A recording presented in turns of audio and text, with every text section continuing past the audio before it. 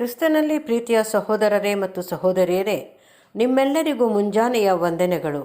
ಕ್ರಿಸ್ತನ ಜೀವಿತ ಪಾಠದ ಹೆಸರು ಸಬ್ಬತ್ ದಿನದಲ್ಲಿ ನ್ಯಾಯಸಮ್ಮತವಾದದ್ದು. ರೆಫರೆನ್ಸ್ ಪುಟ 5405, ಪುಟದ ಸಂಖ್ಯೆ 6 ಮತ್ತು 7. ಸಬ್ಬತ್ ದಿನದ ಬಗ್ಗೆ ಕ್ರೈಸ್ತ ಜನರಲ್ಲಿ ಬಹು ಗೊಂದಲವು ಆವರಿಸಿಕೊಂಡಿರುವುದು. ಈ ಗೊಂದಲಕ್ಕೆ ಮೂಲ ಕಾರಣವೆಂದರೆ ಅದು ಕ್ರಿಸ್ತನ ಹಿಂಬಾಲಕರ ವಿಷಯವಾಗಿ ಮತ್ತು ಧರ್ಮಶಾಸ್ತ್ರದ ಮೂಲಕವಾದ ಒಡಂಬಡಿಕೆಯಲ್ಲಿರುವ ಶಾರೀರಿಕ ಸಂಬಂಧದ ಇಸ್ರಾಯೇಲರ ವಿಷಯವಾದ ದೇವರ ಏರ್ಪಾಟುಗಳು ಪೂರ್ಣವಾಗಿ ಭಿನ್ನವಾಗಿರುವುದೆಂಬುದನ್ನು ಕೆಲವರು ಮಾತ್ರ ಗ್ರಹಿಸಿಕೊಂಡಿರುವುದೇ. ಛಾಯಾರೂಪದ ಒಡಂಬಡಿಕೆಯಲ್ಲಿನ ಎಲ್ಲ ಅಂಶಗಳು ಕ್ರೈಸ್ತರಿಗೆ ಛಾಯಾರೂಪವಾಗಿ ಒಂದು ಅಮೂಲ್ಯವಾದ ಪಾಠವನ್ನು ಒಳಗೊಂಡಿರುವುದು. ಆದರೆ ಆ ಛಾಯಾರೂಪವನ್ನು ನಿಜರೂಪವೆಂದು ತಪ್ಪಾಗಿ ತಿಳಿಯುವುದಾದರೆ ಅದು ನಮ್ಮ ಮನಸ್ಸುಗಳನ್ನು ಗೊಂದಲಕ್ಕೀಡು ಮಾಡಿಕೊಂಡು ನಿಜರೂಪದಲ್ಲಿನ ಸೊಗಸು ಮತ್ತು ಅದರ ಪ್ರಭಾವಗಳನ್ನು ಕಳಕೊಂಡಂತಾಗುವುದು. ಸಬ್ಬತ್ ಎಂಬ ಶಬ್ದವು ವಿಶ್ರಾಂತಿಯನ್ನು ಸೂಚಿಸುವುದೆಂಬುದನ್ನು ಹೊರತುಪಡಿಸಿದರೆ ಯಹೂದ್ಯರ ಧರ್ಮಶಾಸ್ತ್ರ ನಿಯಮಗಳಿಗೆ ಮೊದಲು ಸಬ್ಬತ್ ಎಂಬುದು ಇರಲಿಲ್ಲ. ಸೃಷ್ಟಿಕ್ರಮ ವಾರದಲ್ಲಿನ 7ನೆಯ ಮಹಾದಿನದಲ್ಲಿ ಅಥವಾ ಕಾಲಾವಧಿಯಲ್ಲಿ ದೇವರು ವಿಶ್ರಮಿಸಿಕೊಂಡನೆಂದು ನಮಗೆ ತಿಳಿಸಲಾಗಿದೆ.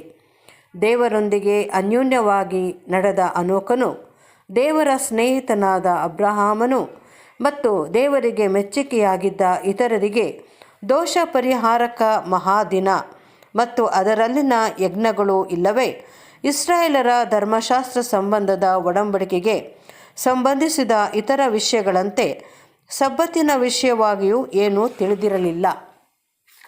ಇಸ್ರಾಯೇಲರು ಮೋಶೆಯ ಮೂಲಕವಾಗಿರುವ ಒಂದು ಸೇವಕರ ಮನೆತನದವರೆಂದು, ಆದರೆ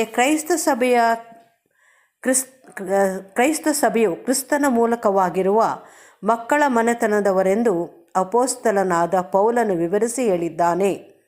ಸೇವಕರ ಮನೆತನದವರೊಡನೆ ದೇವರು ನಡೆದುಕೊಳ್ಳುವ ವಿಧಾನವು ಮತ್ತು ಮಕ್ಕಳ ಮನೆತನದವರೊಡನೆ ದೇವರು ನಡೆದುಕೊಳ್ಳುವ ವಿಧಾನದಿಂದ ಬಹು ಸೂಕ್ತ ರೀತಿಯಲ್ಲಿ ಭಿನ್ನವಾಗಿರುವುದು.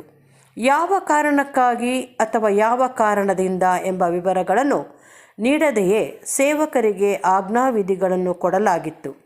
ಆದರೆ ದೇವರು ನಮ್ಮೊಂದಿಗೆ ಮಕ್ಕಳೊಡನೆ ನಡೆದುಕೊಳ್ಳುವಂತೆ ನಡೆದುಕೊಳ್ಳುವನೆಂದು ಪೌಲನು ವಿವರಿಸಿ ಹೇಳಿದ್ದಾನೆ.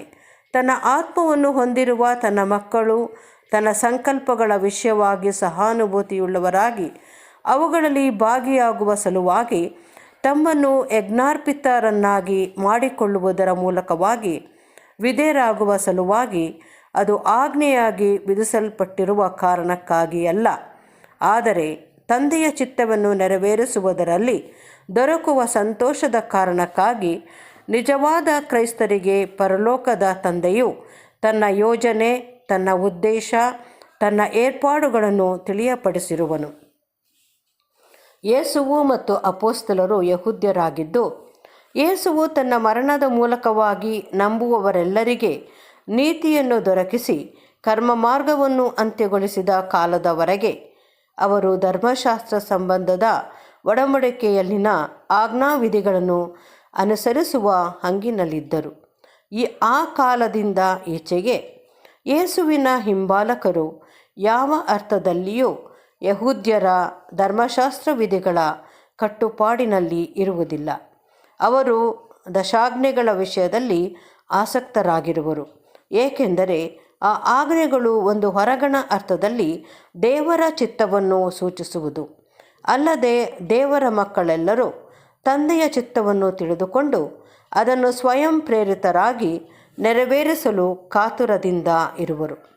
ಆದರೆ ಮಕ್ಕಳ ಮನೆತನದವರಿಗೆ ದೇವರು ಹೀಗೆ ಸಂಬೋಧಿಸಿರುವುದಿಲ್ಲ: ಕೊಲೆ ಮಾಡಬಾರದು, ಕದಿಯಬಾರದು. ಎಷ್ಟೇ ಆದರೂ ಅವರು ಬಹು ಖಂಡಿತವಾಗಿ ಪವಿತ್ರಾತ್ಮನಿಂದಲೇ ಹುಟ್ಟಿದವರಾದ ಕಾರಣ ಅವರು ಕೊಲೆ ಮಾಡಲು ಇಚ್ಛಿಸಲಾರರು, ಇಲ್ಲವೇ ಕದಿಯಲು ಬಯಸಲಾರರು. ದೇವರ ಮಕ್ಕಳ ಮನೆತನದವರ ಮುಖ್ಯಸ್ಥನ ಮೂಲಕವಾಗಿ ಆ ಮನೆತನದವರೊಂದಿಗೆ ನಡೆದುಕೊಳ್ಳುವಾಗ ಆತನು ದೇವರು ಒಂದು ಹೊಸ ಆಜ್ಞೆಯನ್ನು ನೇಮಿಸಿ ಸ್ಥಾಪಿಸಿರುವನು.